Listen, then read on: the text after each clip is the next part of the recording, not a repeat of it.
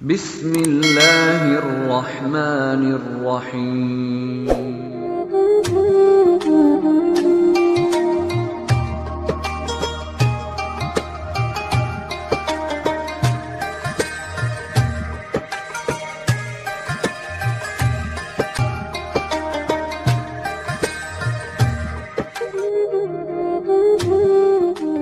Assalamualaikum warahmatullahi wabarakatuh. Alhamdulillahirabbil alamin wa bihi nasta'inu ala umuri dunya waddin.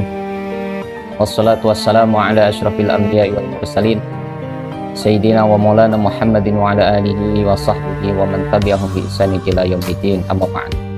Kepada para jamaah, wabil khusus kepada jamaah Masjid Al-Mutmainnah PT Unilever Indonesia Jababeka, mudah-mudahan pada kesempatan hari ini di bulan suci Ramadan ini kita senantiasa diberikan kesehatan, baik kesehatan jasmani maupun rohani, dan mudah-mudahan kita juga diberikan kekuatan untuk bisa melaksanakan kewajiban puasa Ramadan ini dengan sempurna. Dan harapannya adalah seluruh ubudiyah kita yang sudah kita lakukan selama Ramadan ini, selama puasa Ramadan ini, Allah terima semuanya. Amin ya rabbal alamin. Hadirin jemaah Majelis Ta'lim Masjid Al-Mutmainnah yang Allah muliakan, pada kesempatan siang hari ini kita mengadakan Majelis Ta'lim tentunya dengan suasana yang sedikit berbeda, dikarenakan kondisi hari ini saat ini mewabahnya virus corona yang tidak memungkinkan kita bertatap muka. Tapi sekali lagi jangan sampai ini mengurangi kehidmatan kita, keusuhan kita dalam mengisi kegiatan selama bulan suci Ramadan dengan kajian-kajian. Mudah-mudahan dengan asbab kajian kita pada kesempatan siang hari ini, Allah berikan kita kefahaman, Allah tambah ilmu kita, dan Allah berikan kekuatan kita untuk bisa mengamalkan lebih maksimal lagi. Amin ya rabbal alamin. Para pendengar yang Allah muliakan, pada kesempatan siang hari ini kita akan membahas, menyampaikan sebuah materi kajian, masih ada kaitan dengan Ramadan, tentang pendidikan karakter melalui pendidikan puasa. Dan 4 karakter ini tertuang dalam satu kalimat yang disebut dengan kalimat takwa. Sebagaimana Allah firmankan dalam Al-Quran, A'udzu billahi minasyaitonir rajim. Bismillahirrahmanirrahim. Ya ayyuhalladzina amanu kutiba 'alaikumusiyam kama kutiba 'alal ladzina min qablikum la'allakum tattaqun. Jadi kata Allah, hai orang-orang yang beriman, diwajibkan atas kalian untuk berpuasa sebagaimana diwajibkan kepada orang-orang sebelum kalian, la'allakum tattaqun, supaya kalian menjadi orang-orang yang bertakwa. Bisa kita garis bawahi di sini kalimat takwa. Hadirin yang dirahmati Allah Subhanahu wa taala, kalimat inilah yang ingin kita sampaikan, kita kaji bersama-sama pada kesempatan siang hari ini. Takwa kalau secara bahasa, secara bahasa itu artinya takut. Adapun secara definisi atau pengertian daripada takwa itu sendiri dari tinjauan syar'i adalah al-imtisalu bi awamirillah wa ijtinabun nawahi. Melaksanakan seluruh perintah Allah dan meninggalkan larangan Allah, inilah takwa. Jadi harapan puncak daripada puasa Ramadan ini membentuk karakteristik manusia-manusia yang bertakwa, orang yang mentaati perintah Allah dan orang yang meninggalkan menjauhi larangan Allah. Ini harapan. Ini kalimat takwa ini ada 4 huruf. Beda dengan kalimat takwa tulisan Latin. Yang saya maksud adalah kalimat takwa bahasa Arab. Takwa ini ada 4 huruf. Yang pertama adalah huruf ta, yang kedua huruf qaf, yang ketiga adalah huruf wawu, dan yang keempat huruf ya. Apa pendidikan 4 karakter ini daripada kalimat takwa ini dari 4 huruf ini? Baik, kita kupas satu persatu. Ini kita korelasikan dalam kehidupan kita, karena memang orientasi syariat dalam Islam ini adalah untuk kebaikan kita dan harusnya kita praktekkan dalam kehidupan sehari-hari. Baik, yang pertama yaitu huruf ta. Apa pendidikan puasa melalui huruf ta ini? Ta yang pertama maksudnya adalah kalimat tawadu. Jadi takwa ini adalah tawadu. Puasa membentuk kita menjadi orang-orang yang tawadu. Puasa membentuk kita menjadi orang-orang yang rendah hati. Puasa membentuk kita menjadi orang-orang yang tidak sombong, tidak arogan, tidak pongah. Inilah esensi daripada puasa. Bisa kita lihat ketika ada orang berpuasa, maka tidak pandang bulu orang kaya, orang miskin, orang desa, orang kota, pejabat maupun rakyat jelata. Ketika dia melaksanakan puasa, tidak makan, tidak minum, mulai dari terbit fajar sampai terbenam matahari, maka secara otomatis, secara lahiriah yang dirasakan adalah lapar dan dahaga. Nah, ketika seseorang merasakan kondisi ini, orang kaya lapar, pejabat lapar, orang berduit lapar, orang yang punya pangkat kedudukan tinggi juga lapar, maka akan timbul kesadaran bahwasanya bagaimanapun dia, siapapun dia, apapun kedudukannya, ketika merasakan lapar, Allah sadarkan bahwasanya manusia tidak punya kekuatan apa-apa. Jadi sadarkan bahwasanya manusia ini lemah, tidak punya kekuatan apa-apa. Dia kuat, dikuatkan oleh Allah. Semuanya milik Allah.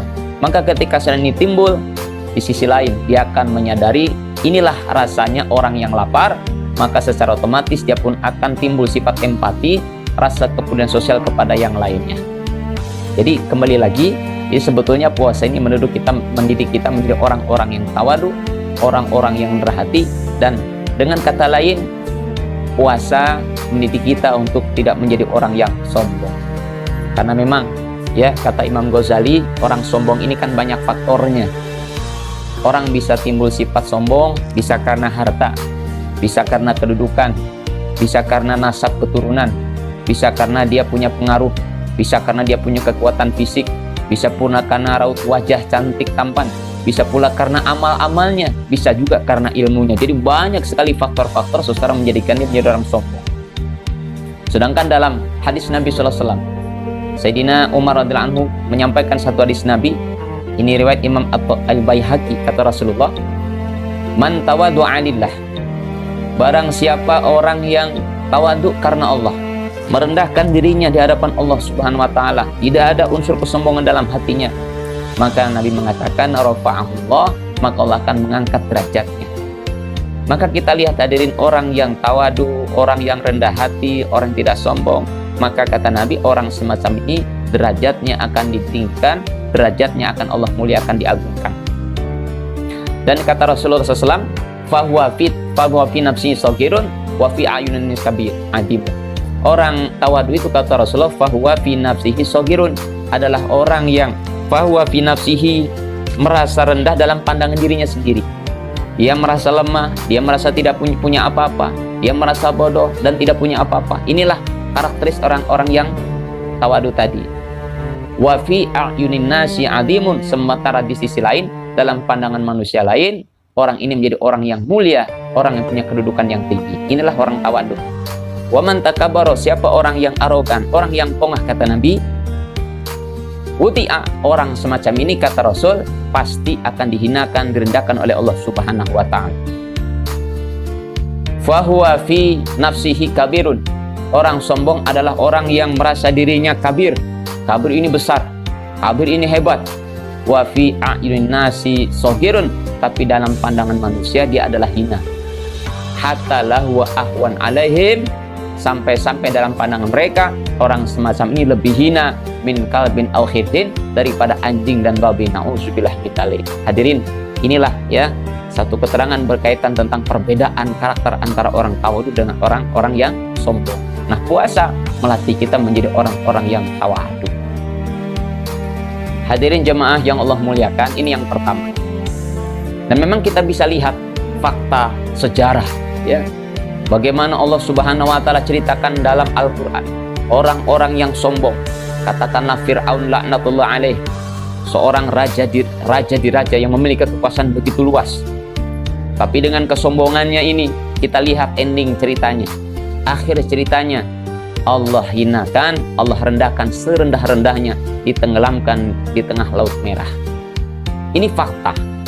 Begitu pula Qarun laknatullah alaih, orang yang hidup di zaman Nabi Musa alaihissalam. Dua-duanya sama. Raja Namrud punya kekuasaan, dia sombong, Allah hinakan. Begitu pula Qarun, seorang kaya di zaman Nabi Musa, dia sombong, begitu pula Allah hinakan. Semua endingnya Allah hinakan. Ini fakta sejarah. Makanya hadirin dirahmati Allah, puasa sekali lagi menyelamatkan kita daripada sifat ini, sebaliknya membentuk kita menjadi orang-orang yang tawadhu. Jadi di sini tidak ada alasan lagi untuk kita menyombongkan diri. Puasa sudah menyadarkan kita bahwasanya manusia ini lemah, tidak punya kekuatan apa-apa. Manusia tidak punya keinginannya sendiri, semuanya adalah atas kehendak Allah Subhanahu wa Ta'ala. Ini yang pertama. Lalu yang kedua, hadirin, apa karakter yang kedua melalui pendidikan puasa ini? Pendidikan yang kedua adalah sifat khaf, yaitu sifat qanaah. Apa itu qanaah? Qanaah ini adalah merasa cukup, ridho dengan ketetapan Allah, merasa senang, bahagia dengan apa yang Allah tentukan. Inilah sifat qanaah. Jadi qanaah ini artinya hidupnya, insya Allah hadirin, orang yang qanaah ini jauh sekali daripada sifat berkeluh kesah. Dia tidak akan kecewa dengan keadaan, dia tidak akan marah-marah dengan situasi yang dihadapi. Kenapa? Dia ridho, apapun yang terjadi ini pasti kehendak Allah. Orang qanaah tetap dianjurkan untuk berikhtiar, berusaha semaksimal mungkin, tapi pada endingnya ketika Allah tentukan sekian, maka dia tidak akan marah, karena dia yakin itulah hasil yang terbaik daripada Allah Subhanahu wa Ta'ala. Inilah qanaah. Nah, ini ujian buat para karyawan, para karyawati yang bekerja di perusahaan-perusahaan. Silahkan kita berusaha semaksimal mungkin, punya keinginan dan sebagainya, tapi ingat, rizki ada di tangan Allah. Manusia hanya berikhtiar saja, ketentuan mutlak milik Allah Subhanahu wa Ta'ala, dan ini sifat hanya dimiliki oleh orang-orang yang memiliki sifat qanaah. Dalam hadis Nabi SAW dari Sayyidina Abu Hurairah, Nabi sangat menekankan sekali agar kita memiliki sifat qanaah, apalagi dalam hal urusan dunia. Dalam hal urusan dunia mesti kita punya sifat qanaah, merasa cukup, merasa bahagia, ya, merasa tenang dengan apa yang Allah berikan. Ya, orang semacam ini dijamin akan bahagia dalam urusan dunia. Dalam hadis Nabi SAW dari Sayyidina Abu Hurairah radhiyallahu anhu, kata Rasul, "Unduru ila man huwa asfala minkum, wala tanduru ila man huwa fawqakum." Kata Rasul, "Unduru ila man huwa asfala minkum." Banyaklah engkau melihat kepada orang-orang yang lebih rendah daripada kamu, tingkat ekonominya, hartanya, kedudukannya, lihat di bawah. Maka kata Rasul, "Unduru ila man huwa asfala minkum," lihatlah orang-orang yang ada di bawah kamu, strata sosialnya di bawah kita, ekonominya di bawah kita, gajinya di bawah kita, pendapatannya di bawah kita. Lihat mereka, kata Nabi. "Wala tandur ila man huwa fawqakum," jangan sekali-kali engkau memandang orang yang di atas kita, orang yang lebih tinggi jabatannya, orang yang lebih banyak penghasilannya, orang yang lebih besar gajinya. Kata Rasul, jangan lihat mereka. Fahuwa ajdar, kata Rasul, maka itu jauh lebih baik buat kamu, alla tasdaru nikmatullah alaikum, supaya kamu tidak menyepelekan nikmat Allah Subhanahu wa Ta'ala. Inilah, ya, Nabi mengingatkan kepada kita untuk menjadi orang-orang qanaah. Dengan bagaimana caranya tadi? Nabi menyampaikan banyak-banyak kita melihat orang yang di bawah kita dalam hal keduniaan. Jadi sekali lagi hadirin, ya, dalam kehidupan kita mari kita terapkan, baik dalam urusan rumah tangga, dalam urusan pekerjaan, dalam urusan apapun, tanamkan sifat qanaah, karena dengan qanaah ini yang akan membawa kita kepada ketenangan hidup. Makanya dalam satu doa, ya, ada doa Nabi memberikan satu contoh, Allahumma inni as'aluka nafsan mutmainnah. Nah, ini kalimat mutmainnah ada dalam hadis Nabi. Kata Rasul, Allahumma inni as'aluka nafsan mutmainnah. Ya Allah, aku memohon kepadamu nafsan mutmainnah, jiwa yang tenang. Apa itu jiwa yang tenang? Tu'minu biliqa'ika, kata Rasulullah, jiwa yang senantiasa beriman akan perjumpaan denganmu. Watardo biqada'ika, ridho dengan segala ketetapanmu. Wattaqna bi'aqa'ika, dan qanaah, senang dengan segala pemberian. Ini ada doa yang sangat singkat yang Nabi ajarkan supaya kita menjadi orang-orang yang qanaah dalam kehidupan kita. Subhanallah. Yang ketiga adalah huruf waw. Apa itu waw? Waw ini artinya wara. Wara ini artinya orang yang senantiasa memiliki kewaspadaan, kehati-hatian dalam hal apapun, dalam bertindak, bersikap dan sebagainya. Ini sifat wara. Jadi wara ini kehati-hatian. Orang yang memiliki filter, orang yang memiliki pemikiran bagaimana dalam dia bersikap, berbuat, apapun yang dilakukan semata-mata mencari Allah, menjauhkan daripada hal-hal yang dilarang daripada Allah Subhanahu wa Ta'ala. Ini orang sifat wara. Intinya adalah sifat wara ini Kalau kita lihat pendapat dari seorang ulama sufi, ya, namanya Ibrahim bin Adham, dalam kitab ini dinukil daripada kitab Madarijus Salikin, beliau menyampaikan apa itu wara. Al-wara'u, kata beliau, tarku kulli syubhatin. Yang namanya wara itu adalah meninggalkan perkara-perkara yang subhat, wa tarku ma la ya'nika, meninggalkan perkara yang sia-sia, wa tarkul fudalat, dan meninggalkan perkara-perkara yang berlebihan. Ini sifat wara namanya. Nah, makanya berkaitan subhat pula Nabi menyampaikan dalam hadisnya, man ittaqa asyubhat, barang siapa orang yang meninggalkan perkara subhat. Jadi subhat ini apa itu hadirin? Subhat itu adalah perkara yang sifatnya abu-abu antara halal dan haram. Jadi perkara yang tidak jelas. Apakah ini sifatnya haram, apa halal, itu namanya subhat.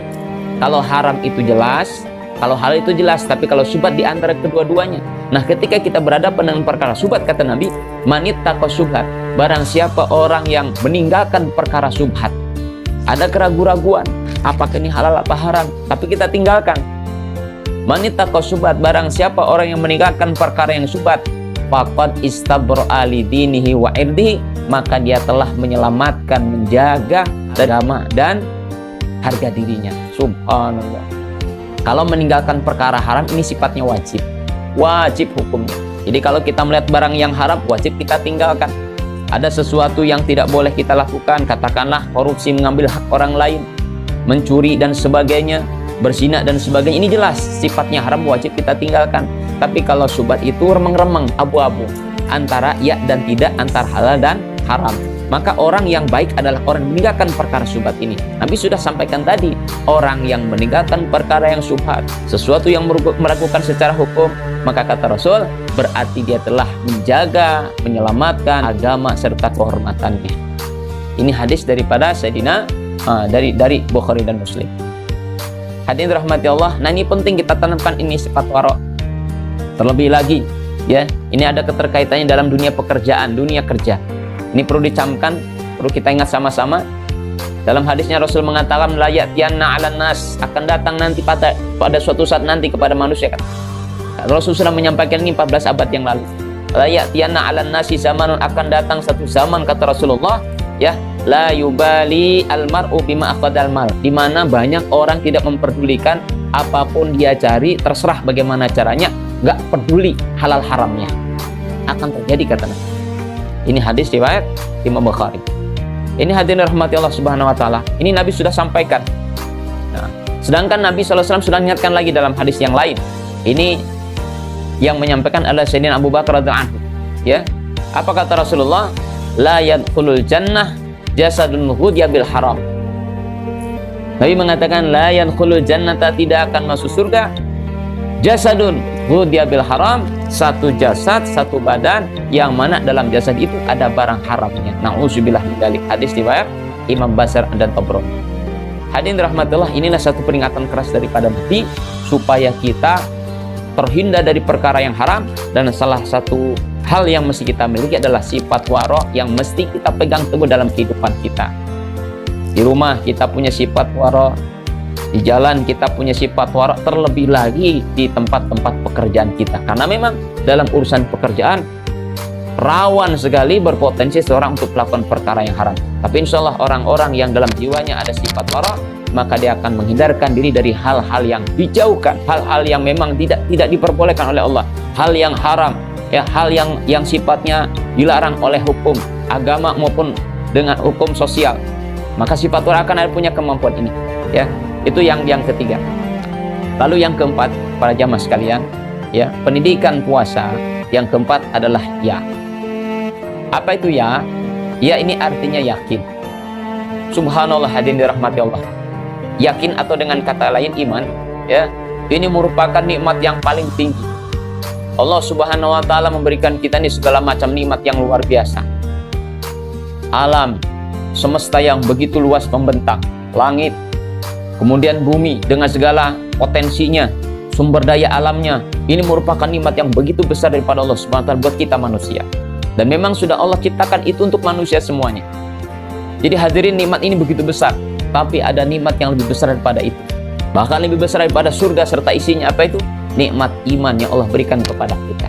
Nikmat keyakinan yang Allah berikan kepada kita, itulah nikmat yang terbesar. Nah, melalui media puasa ini kita dilatih oleh Allah, ditatar hati kita supaya tertanam nilai-nilai keimanan, keyakinan yang sempurna hanya kepada Allah Subhanahu wa Ta'ala. Apa maknanya? Yakin kepada janji-janji Allah, yakin dengan janji Rasulullah, yakin dengan kebaikan-kebaikan hukum syariat. Inilah tanda-tanda orang yang dalam hatinya ada keyakinan. Nah, puasa melatih kita untuk itu. Ya, di antaranya hadirin dirahmati Allah, di dalam hadis Nabi dari Sayyidina Abu Hurairah. Kemudian Nabi sampaikan dalam hadis ini berkaitan tentang wajibnya puasa. Kita perhatikan salah satu janji Nabi. Kata Rasulullah sallallahu alaihi wasallam, ini dari Sayyidina Abu Hurairah, riwayat Ibnu Huzaimah. Kata Rasulullah, syahrul Ramadan syahrun kataballahu alaikum siyama wa sanantu lakum qiyamah faman shamahu wa qamahu imanan wa ihtisaban kharaja min dunubi kayaumin walatul. Kata Rasulullah, bulan Ramadan, kata Nabi, syahrun kataballahu alaikum siyamah adalah bulan di mana Allah wajibkan kalian untuk berpuasa. Wasanantu lakum qiyamah, dan aku sunahkan kepada kalian qiyamah, qiyamul lail, yang dimaksudnya adalah sholat tarawih di pada malam harinya. Lalu kata Nabi, faman shomahu wa qamahu, siapa orang yang di siang hari dia berpuasa, wa qamahu, dan malam hari dia sholat tarawih, dilandasi dengan keyakinan wahtisaban dan mengharapkan pahala daripada Allah, kharaja min dunubihi kayaumin walatul, maka orang yang semacam ini, kata Rasul, dia akan keluar terbebas daripada dosa-dosanya sebagaimana bayi yang baru dilahirkan oleh ibundanya. Subhanallah. Ini salah satu contoh saja, dan ini mesti kita yakin. Mesti kita yakin seseorang melakukan ketaatan kepada apapun itu bentuknya, ibadah sholat, di balik sholat ada keutamaan-keutamaan, dan ini mesti kita yakin. Salah satu contoh saja, Allah perintahkan kita sholat 5 waktu. Untuk apa hadirin? Wallahi, sebetulnya Allah tidak butuh sholat kita, justru kita yang butuh sholat. Karena Allah sudah bilang, hei manusia, wasta'inu bisabri wassalah, jadikan sabar dan sholat sebagai penolongmu. Intinya, Allah ingin sampaikan kepada kita, hei manusia, aku tahu kau banyak masalah, kata Allah. Aku tahu kamu banyak hajat, aku tahu kamu banyak keinginan, mintalah kamu melalui media sholat, kata Allah. Jadikan sholat dan sabar sebagai penolongmu. Minta tolonglah kamu kepadaku, kata Allah, melalui media sholat. Jadi intinya, subhanallah hadirin, yakini dalam hati kita, dengan sholat Allah selesaikan masalah kita. Ini salah satu contoh saja. Di balik sholat ada kebaikan, di balik tilawah Quran ada kebaikan. Nah, dalam Ramadan kita dilatih untuk banyak tilawah. Itu pun harus dengan keyakinan. Bagaimana sabda Nabi mengatakan, man qara'a harfan min ahrufil kitab, min kitabillah, walau hasanatun wal hasanatu bi asyri amsalihha. Barang siapa orang yang membaca satu huruf saja daripada kitab Allah, satu huruf saja, falahu hasanatun, satu huruf tadi yang kita baca dari Quran akan Allah balas dengan satu kebaikan, wal hasanatu bi asyri amsalihha, dan Allah akan ganjar 10 kali lipatnya. Subhanallah. Hadirin rahmatullah, itulah tadi apa yang bisa kita sampaikan. Ya, saya ulangi lagi. Kajian kita untuk siang hari ini adalah 4 karakteristik pendidikan daripada puasa. Ya, kita singkat saja, yaitu dengan takwa tadi. Saya ulangi, ya. Takwa ini terdiri pada 4 huruf. Yang pertama ta, yang kedua qaf, yang ketiga adalah waw, dan yang keempat adalah ya. Yang pertama, puasa membentuk kita menjadi orang-orang yang tawadu, orang-orang yang rendah hati dan tidak sombong. Yang kedua qaf, orang yang memiliki sifat qanaah, orang yang selalu bersyukur kepada Allah, senang dengan ketetapan Allah. Lalu yang ketiga, yaitu sifat waw, sifat wara, orang yang punya kehati-hatian, orang yang punya kewaspadaan supaya tidak melakukan hal-hal yang dilarang oleh Allah, hal-hal yang dibenci oleh Allah. Lalu yang keempat, yaitu sifat ya, yaitu sifat yakin. Yakin kepada apa? Yakin kepada yang gaib, yakin kepada Allah Subhanahu wa taala, yakin dengan janji Allah dan janji Rasulullah sallallahu alaihi wasallam, yakin dengan seluruh syariat yang Allah berikan kepada kita. Hadirin, demikianlah apa yang bisa sampaikan. Ya, mudah-mudahan bahan kajian kita ini bermanfaat buat kita semuanya. Sekali lagi kita berdoa, mumpung ini bulan Ramadan, ya, keterkaitan dengan suasana kita yang saat ini sedang mewabahnya virus corona, saya mengajak kepada semuanya, kepada para hadirin karyawan-karyawati PT Manever dan semuanya, ya, bagaimana kita banyak berdoa kepada Allah supaya Allah angkat wabah ini sejauh-jauhnya dengan wasilah doa kita semuanya. Karena Nabi mengatakan, orang yang berdoa di bulan Ramadan ini mustajabah.